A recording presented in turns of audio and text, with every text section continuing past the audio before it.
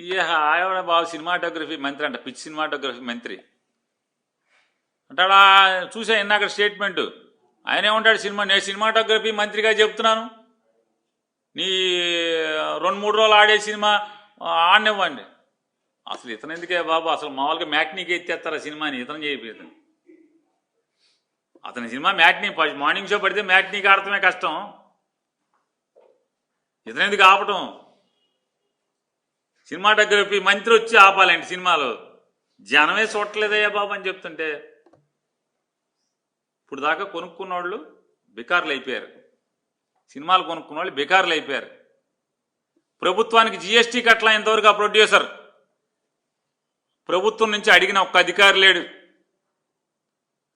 GST కట్టపోతే ఇంతవరకు ఆ సినిమాకి ప్రభుత్వం నుంచి అడిగినోడు లేడు ఎవడు. వేరే వాడిని అయితే ఊరుకుంటారా అని అడుగుతున్నాను. సినిమాలకు జిఎస్టీ కట్టరు, కొనుక్కున్న వాళ్ళేమో బికార్లు అయిపోయి పాపర్లు అయిపోయిన పరిస్థితి. దానికి నువ్వు సినిమాటోగ్రఫీ మంత్రి ఒకడు వచ్చి ఆపాలండి. మళ్ళీ ఇవన్నీ వేస్ట్ మాటలు ఎందుకు ఇదంతా.